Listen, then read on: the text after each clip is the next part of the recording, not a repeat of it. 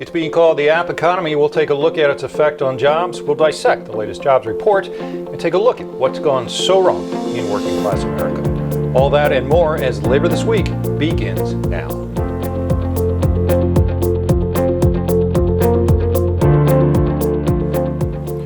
Hello, I'm Mark Harrison. It is a well-known fact that corporations have long embraced the idea of outsourcing.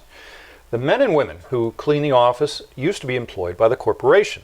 The workers in the company cafeteria, the drivers, and many others used to enjoy all the benefits that a corporate job brought with it, including respectable wages, retirement, vacations, and solid health care benefits.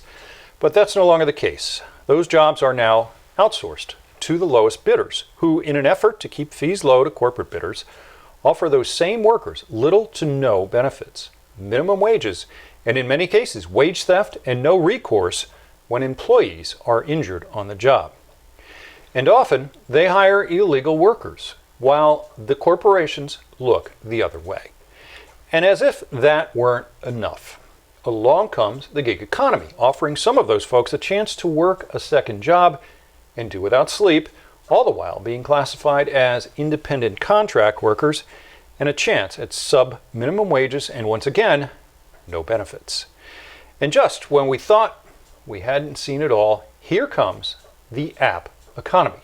This latest threat to workers is just beginning to show itself and is being felt in the service industry, where hotel receptionists are beginning to see themselves replaced with check-in kiosks in hotel lobbies for guests who long ago bypassed the reservation phone line with the booking app on their phones.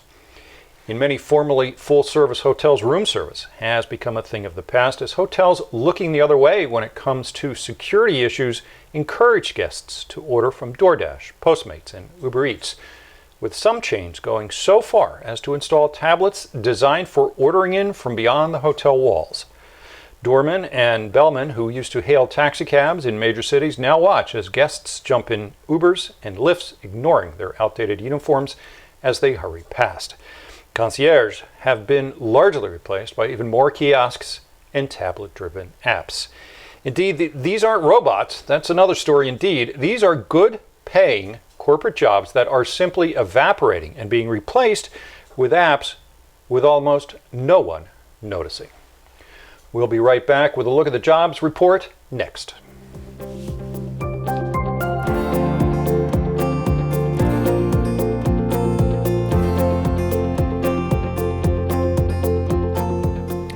In 2019 rounded out a decade of incredible economic gains by many popular measures, the stock market for one. Indeed, as the decade ended, the December jobs report showed gains of 145,000 jobs. Yet, for much of the country and its workers, the news remained flat. We've reported it again and again. Wages for much of the population have remained flat.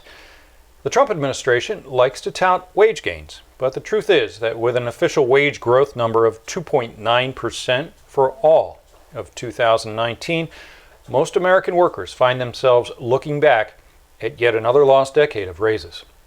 The fifth decade, in fact, one half a century. And with that, those without education or a means of achieving one often face a minimum wage of $7.25 an hour, a number that members of Congress have refused to increase during the decade. Jobs also continue to be highly regionalized in terms of wage gains, with the extreme coasts doing far better than the interior, the traditional manufacturing regions of the country, where jobs in that sector continue to decline last year right through the month of December. Women, for only the second time in history, passed men in employment, with women holding slightly more than 50% of the jobs. An interesting fact, and one that economists say is poised to continue as women continue to attend college at rates higher than men and hold jobs in sectors that do well financially, like healthcare and education.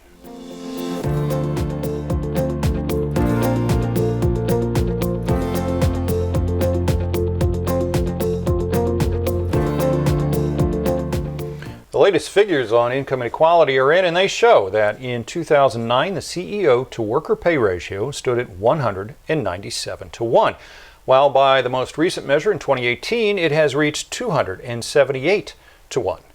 Meanwhile, the minimum wage in 2009 was $7.25, and in 2020, it remains $7.25. Boeing's former CEO, Dennis Muhlenberg, whose tenure oversaw the death of 346 people from the crash of two of its Boeing 737 MAX aircraft, and devastated the company's bottom line and sent economic ripples throughout the national and international economies, left airlines in the lurch and misrepresented safety features of that airplane to the Federal Aviation Administration, was fired from that company and given a total compensation package worth more than $60 million. The Trump administration is quietly working to scale back Social Security disability benefits that could affect thousands of people by requiring more frequent and stringent medical reviews, a process that experts fear would be impossible to navigate for many of the disabled, resulting in a loss of those benefits. The administration has said that by kicking people off the rolls, there may be positive employment effects, although they were unable to immediately quantify just what those might be. All of this with a report last week that the richest 0.1% of Americans now own a bigger share of the American pie at any time since just before the 1929 Wall Street crash. We'll be right back.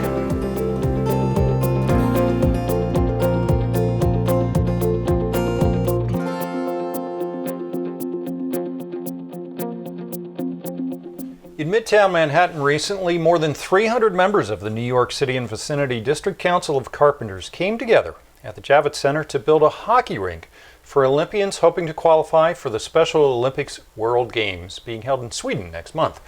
Local 2287 member John Diodato, who did his apprentice work 33 years ago at the Javits Center, said, "The real joy comes after we build the rink and see the children play hockey for the qualifying rounds." John and the other union members volunteered their time and skills for the project, along with other worthy causes over the holidays, like delivering food and toys to local communities.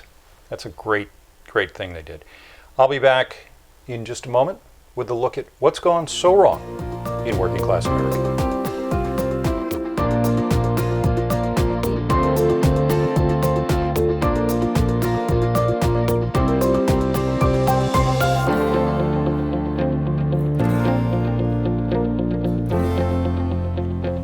Finally tonight, a look at working class America. The economists Agnes Deaton and Ann Case have described what is happening in working class America as deaths of despair. And it is these deaths of despair that are largely responsible for life expectancy declining in America for the past 3 years. The country's working class is largely defined as not having a college education.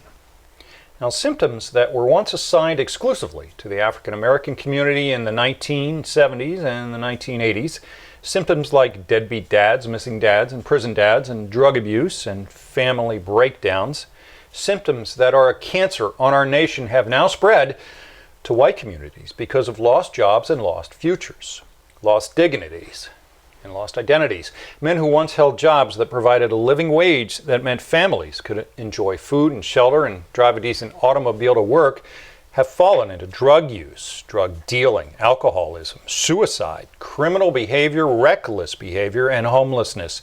And their families who find themselves left behind because of their deaths, their disappearances, or incarcerations fare far worse, with generations of children being born addicted to drugs and forced to live in the hopelessness of poverty. Society once said it was all personal responsibility. But whatever happened to social responsibility? It's not the color of a person's skin that makes a difference. We're all the same if we peel away our skin. No, it's how society perceives different social classes of human beings who haven't been as lucky as they have been. Over the past 50 years, policy in Washington has shifted power away from labor and into the hands of businesses that have suppressed wages, rigged taxes in their favor, and overseen capitalism run amok. Now, capitalism is an empowering system that raises all boats. It's a good thing, but capitalism unchecked is a disaster for most people. It is a cancer that forms over decades and robs children of their futures and, in many cases, of their families. The stock market is at record highs. People with money invested there saw their portfolios nearly double in 2019. Meanwhile, the working class hasn't seen a raise for half a century. During the economic meltdown of 2008 and 2009, when the auto industry experienced massive layoffs in both Canada and the United States, the two countries reacted in vastly different ways. While the U.S. threw money at the jobless workers in the form of unemployment for a 52-week period and then basically left them to their own devices, Canada ushered those workers into job retraining programs that directed displaced workers into growing industries like healthcare and continuously maintain their health insurance benefits. The Canadian workers fared far better than those here at home. The system worked for them by getting them back in the workforce and helping to keep their families intact.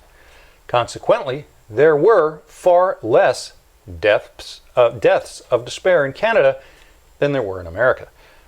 Today's victims of a lost working class America voted for Donald Trump in the last election in hopes that he offered a lifeline, a way out of capitalism run amok. Yet on his watch, the number of children without health insurance has increased by 400,000, a startling and tragic number by any measure.